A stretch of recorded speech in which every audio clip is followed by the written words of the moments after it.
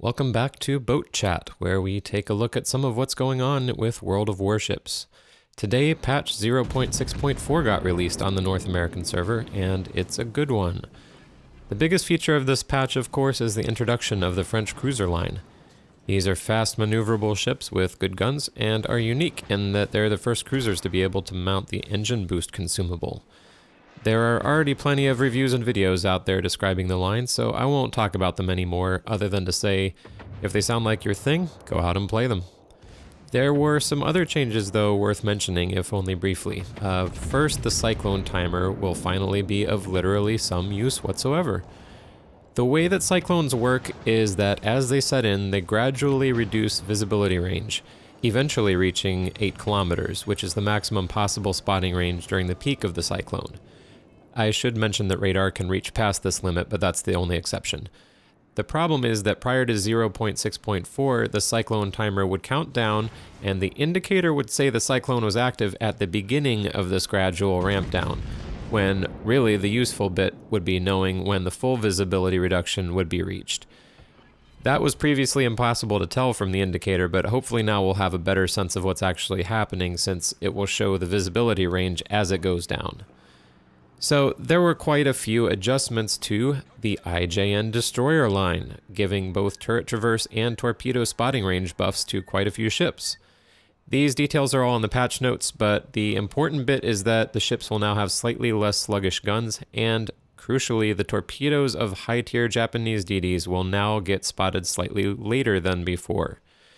You should have already been on your toes if you knew a Shimakaze was around, but with an almost 12% shorter detection range on the Type 93 torps, which is what most people use, you'll need to be that much more aware of the potential threat. So, 2 detection changes actually turned ships, in my opinion, from meh to yeah. And those are the New Orleans going down to 11.82 kilometer base detection range, and the Grozovoy going down to 8.29 base. This means that once all the modules, camo, and captain skills are piled on, both of these ships will be pretty competitive with their peers in terms of stealth, which is incredibly important for cruisers and the ostensibly traditional destroyers of the Soviet sub-branch.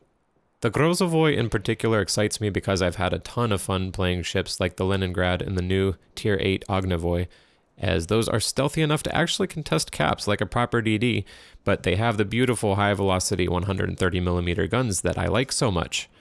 We didn't need a Khabarovsk that was slower and had fewer guns and less armor and less range.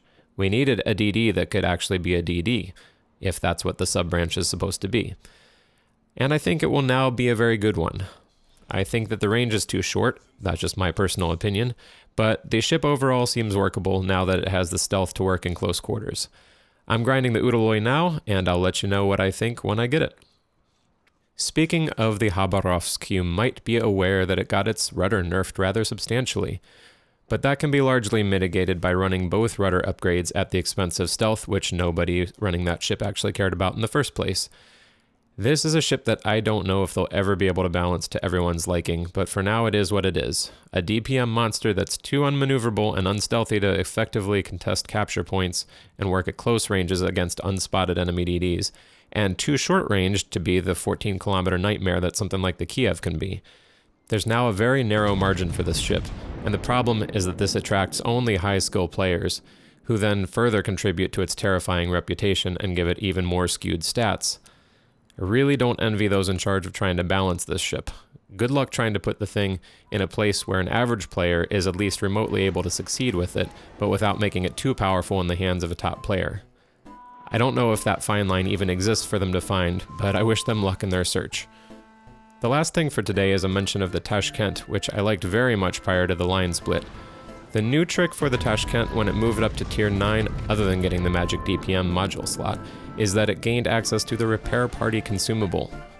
Now, I've been trying this build since the line split just to see how I liked it, and the short story is that I think it's the right choice for the Khabarovsk and the wrong choice for the Tashkent.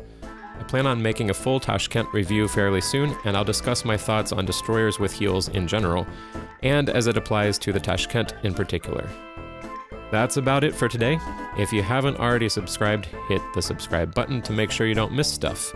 And if you have questions about the game, ask away in the comments. I'll either answer them right there or maybe even include them in the next episode. So, thanks for watching, and happy boating.